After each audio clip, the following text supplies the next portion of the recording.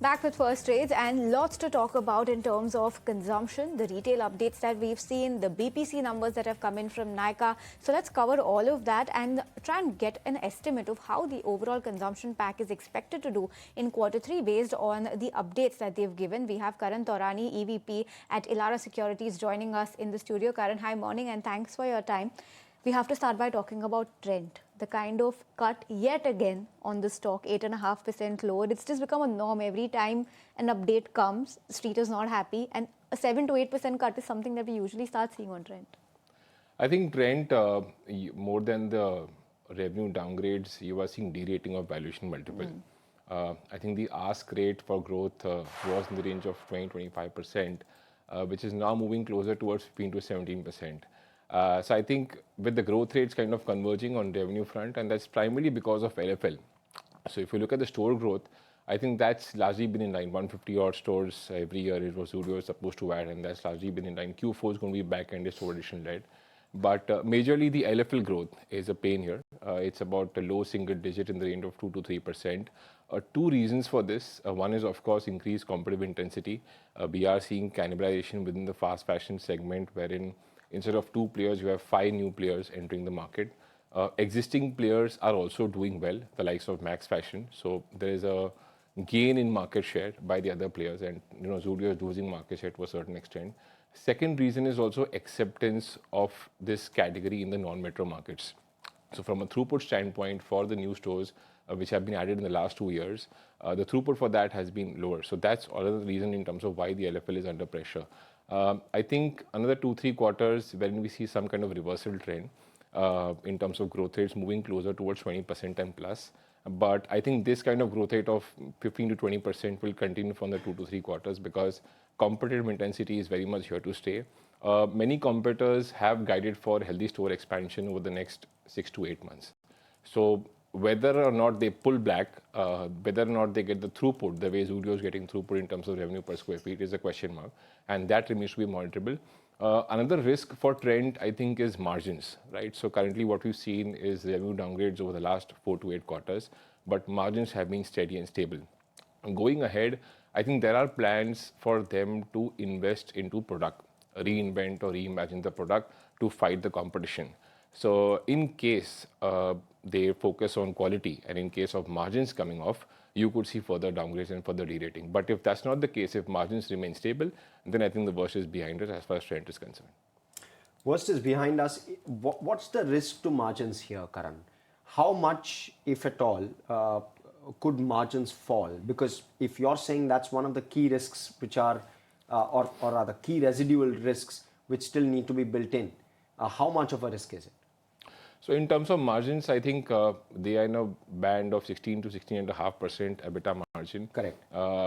Invariably, given the kind of investments that they may plan in terms of improving quality to combat competition, because somewhere the feedbacks are suggesting that quality by competitors is slightly superior now as compared to Zudio. And Zudio had got 2 modes rather. One is obviously the pricing and second is styling assortment. Competitors are betting on pricing and assortment and quality. So I think if Zudio ends up improving quality, there has to be a compromise on margins. Maybe 100-150 bips negative impact on margins is something which could pan out over the next 3 to 4 quarters if at all they decide to invest in quality. And what does that do in terms of the valuation picture? Because you could see growth come off. I mean, I believe the consensus view still seems to be that they'll do 20% growth, right? So that still needs to be fully built in terms of the consensus picture. I'm not talking about Elara's view, but the consensus picture. So that still needs to be built in. And thereafter, you're saying a possibility of 100 to 150 bips in terms of margin decline. What does that do to valuations therefore? Does it justify the kind of valuation at which it trades? Or that could well pose a downside risk? And if so, by how much? A 10%, 20% correction? So I think currently as we speak, valuations for this company is about 54 times P F28. So we have seen a sharp derating from even 80, 100 times P at one point of time. Yes. And growth rates have also converged from maybe 40% plus to maybe 15, 20% right now. But I think 20% is a tough ask because there are 2 variables here, as I said. Store addition is something which is growing at about 12 to 15%. The throughput per store is lower for the new stores. And second is LFL. We don't see LFL moving towards the range of 7-8% unless Zudio doesn't end up gaining market share or unless competitors don't scale down. As far as margin is concerned, I think margins we've all penciled about 16.5%. Another 7-8% downgrade on margins could lead to more earnings downgrade, which means the valuations can again appear expensive towards 60 times plus in terms of PE for FY28. So revenue downgrades are done with. Margin is monitorable for the next 1 to 2 quarters. Okay, and while we're talking about big retail, Karan, let's talk about Demart also. Avenue, mixed bag, Q3 updates coming in, the revenue deceleration continues, but that store addition has very nominally once again started to pick up. What's your outlook there? Demart, I think again, no positive surprises as far as revenue growth is concerned. Obviously, the performance is slightly better versus Trent. There's not a big negative surprise the way Zudio is reporting in terms of growth rates. So there is some bit of respite over there. But again, Demart, the problem is LFL SSG growth, which has come to sub 5% or closer to 5%. And that's primarily because adoption of quick commerce, the shift towards the online channels, e-commerce getting into quick commerce, wherein now you can have convenience from more number of players than only 2 or 3 quick commerce players earlier. So now we have got close to 7 to 8 operators in this online channel space who can order products like FMCG, apparels, merchandise, and home household goods put together, which is actually Demart's moat in terms of product offering. So I think there's a risk to this because if QCom and the digital channels scale up in the non-metro markets, you will see considerable revision in terms of growth rates for Demart, and you will not see acceleration of LFL rather to a certain extent. Now, store growth is the only respite for Demart. Throughput per store remains to be healthy, not as bad as compared to the likes of Zudio. And another advantage for Demart is that the competitive intensity is lower here. So I think we've got just one large competitor, the Reliance. Star Bazaar, as you all know, is not scaling up in a very big manner. So from that angle, Demart is slightly better placed as compared to Zudio. But even in terms of margin risk, I think the worst is behind us. Zepto now going to part to profitability. Most of the quick commerce names will kind of come down in terms of discounts. So we don't see margins risk also for Demart the way we see for Trent. So definitely Demart is slightly better placed as compared to Trent. But Demart has got its challenge in terms of the online channel, the structural risk over the next 5 years, wherein growth rates will not move towards 20% plus because of shift to online channel. And we don't foresee that Demart can really scale up Demart ready as a proposition because a lot of work needs to be done in terms of supply chain, warehousing, and the digital channels, which quick commerce, e-commerce companies are doing extremely well. Karan, how do you therefore play retail? You play through the value retail because they are not anymore in triple-digit price to earnings multiples. And they have a very low base, and therefore they are able to grow much faster than a Trent. And therefore, if you are suggesting that Trent's PE will be 60 plus by FY28, I would reckon that some of the value retailers, some of the smaller names with lower risk and with larger addressable market could well grow much faster, and the earnings multiples could shrink far faster for them for a prolonged period of time. Therefore, visibility is better. Is that the better way to play retail today, plus rural recovering? Yes, definitely that's a better way to play retail because these are smaller value retail players which are expanding aggressively, and to a certain extent, if they try to focus on their assortment and their styling, this segment is now getting highly fragmented with so many players coming. The entire digital channel, players like Shein coming in, players like Meesho coming in. Obviously, Meesho ASP is much lower as compared to the likes of Zudio, but somewhere there'll be cannibalization. And then we also saw this entire GST cut in price band of 1,000 to 2,500 rupees because of which a lot of D2C brands are getting into this space. So there's a lot of things happening here from online channels, offline channels, so many platforms, so many players entering the space. So it's going to be tough for any players like even the likes of Zudio to really scale up on LFL growth rate. Now, what can work in their favor is also another angle in terms of if they want to create a new brand, or if they actually end up reinventing the existing product portfolio in a very good manner as compared to competitors. So I think they've started a new brand as well, Burnt Toast, right? So these companies will have to reinvent with new brands, come back into the market, basis the change in customer behavior and preferences. And Karan, let's talk about BPC, Nykaa in particular. Fairly good set of Q3 updates coming in from Nykaa, but that fashion segment profitability still continues to remain a concern. How quickly do you think that could see a turnaround, and how quickly do you think fashion could start being profitable? It's not obviously going to be to the extent of the beauty business, but what about the fashion space? So Nykaa, I think obviously good set of numbers as far as BPC is concerned. They have maintained that growth momentum of more than 25% for overall BPC.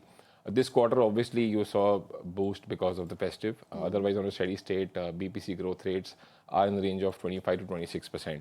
Nykaa, to their advantage, there is low competitive intensity within the online BPC segment in terms of platforms. Most other platforms, Tata Click, Myntra, haven't been able to scale up in the BPC segment. Then you have got platforms like Purple, MyGlam, which are not doing well in terms of the B2C segment. They are more on the B2B side, whereas Nykaa doesn't have more over there.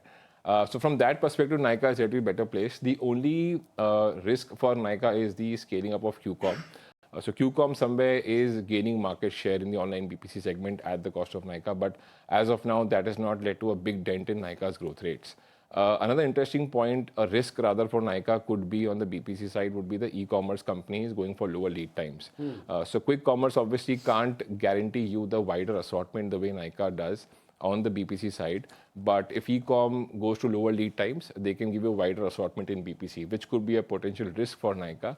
And Nykaa will have to either invest in terms of lowering lead time, which means higher fulfillment cost, or they'll have to offer discounts. Yes. So Nykaa from a growth standpoint looks fine, but there are risks on Nykaa as far as margins is concerned in BPC because of these two reasons. Secondly, on the fashion, very quickly, I think last 2-3 quarters, the trend clearly suggests that they are on the path to break even. And in the next 2 to 3 quarters, they will actually eventually turn break-even on the fashion. But another good part for the fashion business now, growth rates have come to a steady state of 25 to 30% as compared to the earlier time where the growth rates were very volatile for the fashion business. So I think steady growth rates of 25-30% for the fashion business with a path to break-even is something which could augur well for the business. And therefore, how is quick commerce placed now, Karan? The numbers were slightly unenthusing, if I can call it, in Q2. Q3, what are you penciling in terms of QCom? So Q3, I think for QCom as well, is going to be a healthy set of numbers. Blinkit and Instamart both will report GOV growth of more than 100%. Obviously, for someone like a Blinkit, a large part of this growth will be driven by healthy store addition and also SSG in existing markets. But QCom, I think the bigger variable is losses, not growth rates. I think growth rates is largely penciled in. We may not see any change in terms of estimates as far as growth is concerned for QCom. Losses will increase for Instamart on a Q-on-Q basis, so that's a negative for Instamart. And of course, Blinkit will have to see in terms of what happens. So if Blinkit is able to maintain losses in steady state, we are clearly seeing a trend, volatile trend as far as QCom business is concerned in terms of profitability, because that's the only reason why QCom businesses will see a re-rating of valuation multiple. And unless we don't see a reversal in terms of break-even path or in terms of profitability, these stocks could be under pressure. But I think the worst is behind us. We don't see losses magnify in a very big manner because Zepto, the way they discounted in the month of Feb, we don't see that kind of discounting happening in the market right now. And with Zepto going IPO and going to path to profitability, and with e-commerce companies also not going for a price war in terms of QCom, eventually we will see recovery as far as profitability is concerned in QCom. Okay, and Karan, very quickly, QSR. Numbers from Jubilant have come, the update, and the like-for-like growth continues to moderate. It's at 5% now. Your take on Jubilant and overall what happens to the QSR space now that the Devyani Sapphire merger is also in the works? So I think from Jubilant, that's the only company wherein we won't see any kind of revenue or earnings downgrades as of now. Clearly, as pointed out in our earlier updates, that we like Jubilant in the QSR space because of a higher delivery exposure. And because of better growth rates and improvement in margins as compared to peers who are reporting a lower growth rate, maybe decline in SSG, and plus lower margins as well. So I think Jubilant is a top pick in QSR space. I think LFL 5% is largely in line with expectations because last 4 quarters, the LFL growth has been more than 8-10%. So there is somewhere a reduction in terms of growth primarily because of a base catching up. But I think sustenance of this 5-6% number is a key going ahead, which we believe eventually could happen as a high likelihood event. And store additions have been on track. So Jubilant, I think we're looking for 14 to 15% kind of revenue growth. But re-rating of valuation multiple for Jubilant will only happen basis margin improvement. So I think margins are at 19% and once margin goes to 21-22% is when you'll see rating of valuation multiple for Jubilant. That's the multiple for here. And why margins will improve? Primarily because of 2 reasons. One is the competitive intensity is seeing a cool off as far as the pizza category is concerned. And second, the positive impact of GST on gross margins. will actually lead to lower product prices, which means they can curtail A&P spends to a certain extent with some minimalistic price hikes in certain markets. So Jubilant remains to be a top pick. As far as Devyani Sapphire merger is concerned, obviously, the entity is big in terms of scale, in terms of the size of outlets and revenues. They are moving closer to Jubilant FoodWorks, but not much of revenue synergies to draw over there, because in terms of pricing, locations, expansion, all those growth rate numbers will remain largely similar. The synergies are more towards cost synergies, more of operating efficiency synergies, employee costs, some bit of marketing costs put together. 200-250 crores is what the management has pointed out. It's a long haul, I think 12 to 18 months until the merger gets the final approvals and things come on track. But that's another entity which can actually see positive impact because of this merger. Okay, Karan, really appreciate you joining us in the studio and taking the time out to speak to us and, of course, our viewers as well. Thanks once again. Thank you. Thanks, Karan.